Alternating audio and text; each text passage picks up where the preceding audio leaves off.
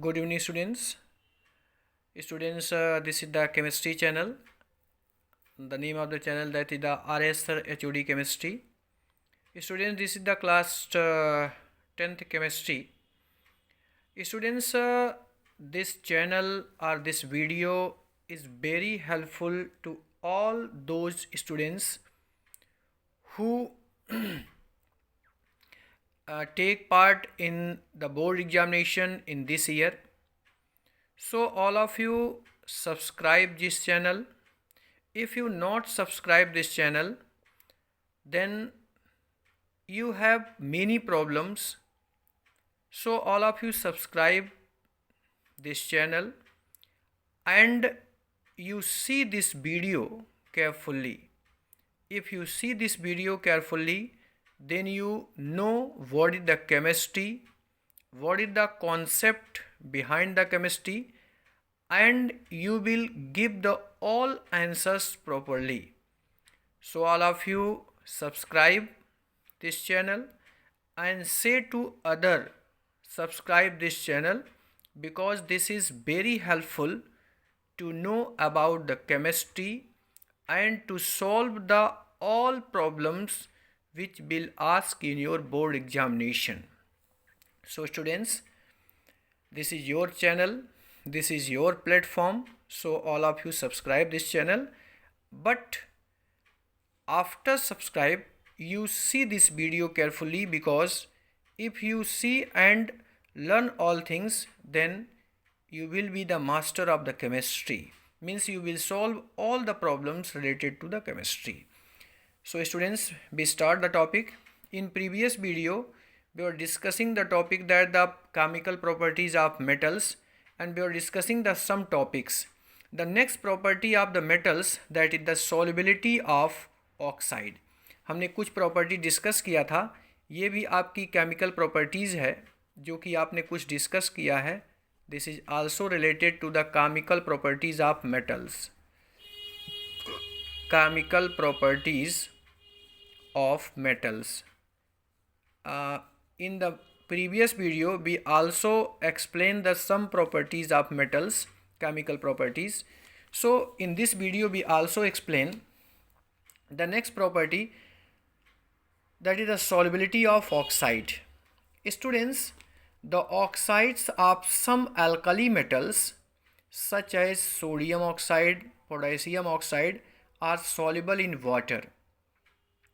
However, most of the metal oxides, just like the copper oxide, aluminium oxide, lead oxide, mercury oxide, are water insoluble or partially soluble.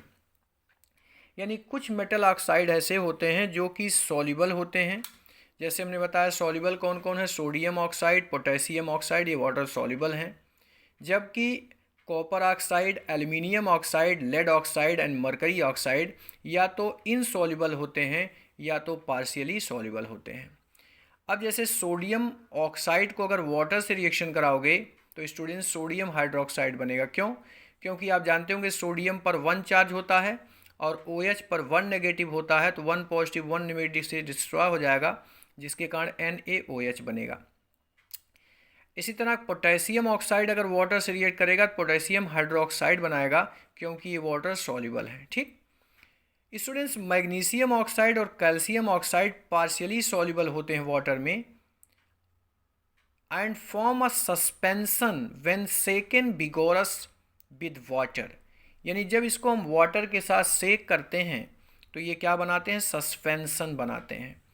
The clear solution can be obtained after filtration.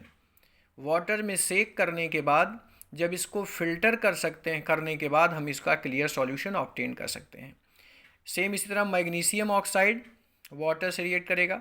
आप ये जानते होंगे magnesium पर charge students कितना होता है, 2. Magnesium पर कितना पॉजिटिव होता है, 2. और OH पर कितना नेगेटिव, 1. तो इसका चार्ज इसके पास आएगा, इसका चार्ज इसके पास, तो फार्मूला क्या बनेगा, magnesium oxide MgOH whole twice. इसी तरह स्टूडेंट्स कैल्शियम पर कितना चार्ज होगा, 2. तो कैल्शियम पर अगर 2 चार्ज पॉजिटिव है और OH पर 1 नेगेटिव है, तो इसका चार्ज यहाँ इंटरचेंज होगा, तो CaOH होल ट्वाइस बनेगा. ठीक. अब स्टूडेंट्स हम डिस्कस करेंगे नेचर ऑफ ऑक्साइड, यानी ऑक्साइड का नेचर कैसा होता है। स्टूडेंट्स, जो एलिमेंट्स के ऑक्साइड होते हैं उनका नेचर कुछ ऐसा होता है जो एसिडिक होता है, कुछ ऐसे होते हैं जो बेसिक होते हैं, कुछ ऐसे होते हैं जो एम्फोटेरिक होते हैं, और कुछ ऐसे होते हैं जो न्यूट्रल होते हैं। तो हम वन बाय वन एक्सप्लेन करेंगे। पहला स्टूडेंट्स हम एक्सप्लेन कर रहे हैं बेसिक ऑक्साइड्स। तो those oxide which on dissolving in water produce, those oxides which on dissolving in water produce a base, यानी जो वाटर में डिजॉल्व करने के बाद बेस प्रोड्यूस करते हैं उनको हम क्या कहते हैं, बेसिक ऑक्साइड। यानी मेटल के ऑक्साइड जनरली बेसिक होंगे। अब कौन कौन से एग्जाम्पल देखिए, sodium oxide, potassium oxide, magnesium oxide और कैल्शियम ऑक्साइड, ये किस नेचर के होते हैं, बेसिक नेचर के। क्यों? क्योंकि ये वाटर के साथ रिएक्ट करके क्या बनाएंगे, बेस बनाएंगे। ठीक। दूसरा स्टूडेंट्स होता है acidic oxides. Those oxides which on dissolving in water produce an acid, जो वाटर में डिजॉल्व भर करके क्या प्रोड्यूस करते हैं, acid, are called the acidic solutions.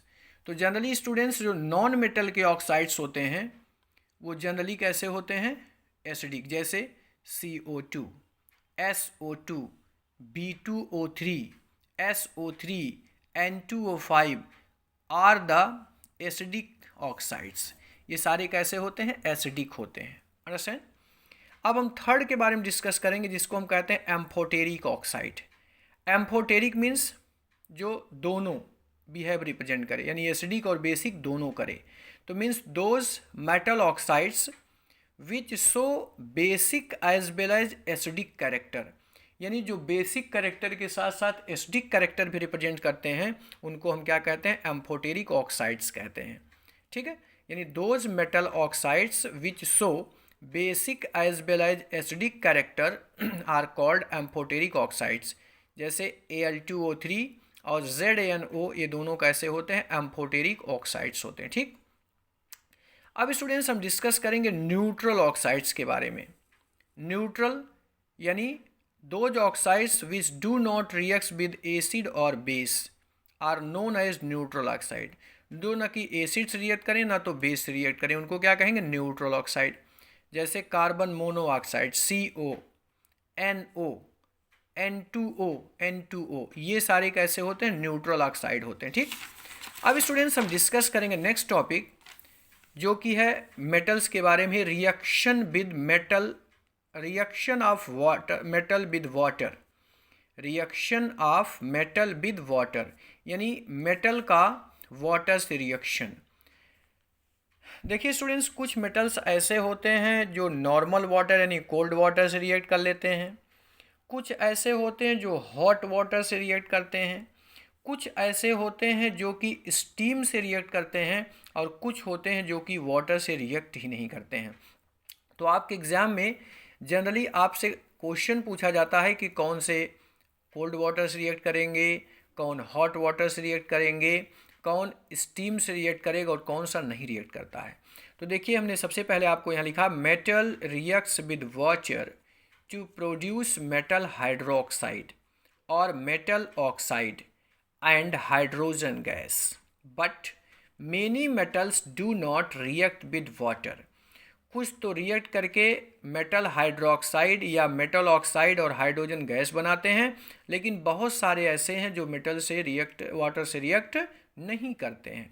पहला देखिए, सोडियम, पोटेशियम और calcium reacts with cold water, यानी सोडियम, पोटेशियम और कैल्शियम ज़्यादा रिएक्टिव होते हैं, जिसके कारण ये कोल्ड वाटर से रिएक्ट करके मेटल हाइड्रोक्साइड और हाइड्रोजन गैस देते हैं। सोडियम रिएक्ट करेगा वाटर से, सोडियम हाइड्रोक्साइड और हाइड्रोजन गैस बनाएगा। पोटेशियम वाटर से रिएक्ट करके पोटेशियम हाइड्रोक्साइड वाटर बनाए, हाइड्रोजन गैस बनाएगा। कैल्शियम इससे रिएक्ट करके कैल्शियम हाइड्रोक्साइड और हाइड्रोजन गैस बनाएगा।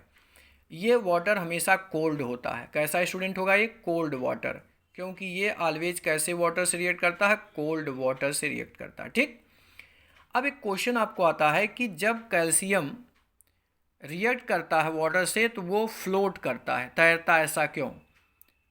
तो देखिए इसका रीजन अगर आपसे क्वेश्चन आएगा why the calcium float when dissolve in water, तो आप लिखोगे कि the calcium metal or sodium metal or potassium any metal starts floating on water, it is because the bubbles of hydrogen gas stick STICK to the surface of the metal।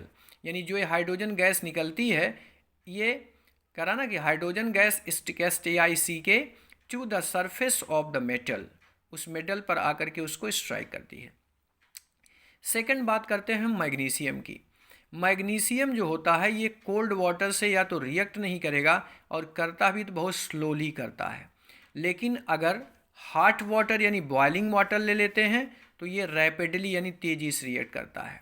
तो magnesium अगर boiling water से react करेगा तो magnesium hydroxide और hydrogen gas बनाएगा, जबकि ये कभी भी कोल्ड वाटर से रिएक्ट नहीं करेगा। अब बात करते हैं उस मेटल्स की जो कि ना तो कोल्ड वाटर से रिएक्ट करे ना तो हॉट वाटर से रिएक्ट करे। किससे रिएक्ट करे? स्टीम से। तो थर्ड पॉइंट स्टूडेंट्स है कि metals like aluminium, iron, zinc do not reacts even with hot water, they reacts with steam. यानी एल्यूमिनियम, आयरन और जिंक ये ना तो कोल्ड वाटर से रिएक्ट करते हैं ना तो हॉट वाटर से रिएक्ट करते हैं। ये किससे करते हैं स्टूडेंट? स्टीम से करते हैं। तो 2Al + 3H2O स्टीम, Al2O3, क्योंकि एल्यूमिनियम पर 3 चार्ज होता है और ऑक्सीजन पर 2 नेगेटिव, तो ऑक्सीजन का चार्ज इसके पास एल्यूमिनियम, तो Al2O3 और हाइड्रोजन गैस बन गया। इसी प्रकार आयरन Fe + 4H2O रिएक्ट करेगा तो Fe3O4 + 4H2O बनाएगा, H2 गैस बनाएगा, हाइड्रोजन गैस बनाएगा H2। ठीक इस तरह Zn + H2O रिएक्ट करेगा, ZnO + हाइड्रोजन गैस बनाएगा। तो ये स्टीम से रिएक्ट करते हैं। लेकिन स्टूडेंट्स कॉपर, सिल्वर और gold do not reacts even steam, यानी ये स्टीम से भी रिएक्ट नहीं करते हैं। तो 4 कैटेगरी हुई। पहला तो सोडियम, पोटेशियम और कैल्शियम जो है कोल्ड वाटर से रिएक्ट करते हैं। मैग्नीशियम हॉट वाटर से रिएक्ट करता है। एल्यूमिनियम, आयरन और जिंक स्टीम से रिएक्ट करते हैं, जबकि कॉपर, सिल्वर और गोल्ड Cu, Ag और Au do not reacts even with steam, ये स्टीम से भी रिएक्ट नहीं करते हैं। तो students this is the sufficient for today. So all of you see this video carefully and try to understand what is the logic, what is the concept behind this theory. Maybe if you see this video carefully, then you identify that what type question will ask in your examination. So all of you take care and see this video carefully and try to solve these questions related to this topic. Okay. So all of you subscribe this channel and share other and say to other to subscribe this channel, because this is your channel, this is your family channel. The name of this channel that is the RS Sir HOD Chemistry. So all of you take care. Bye bye students.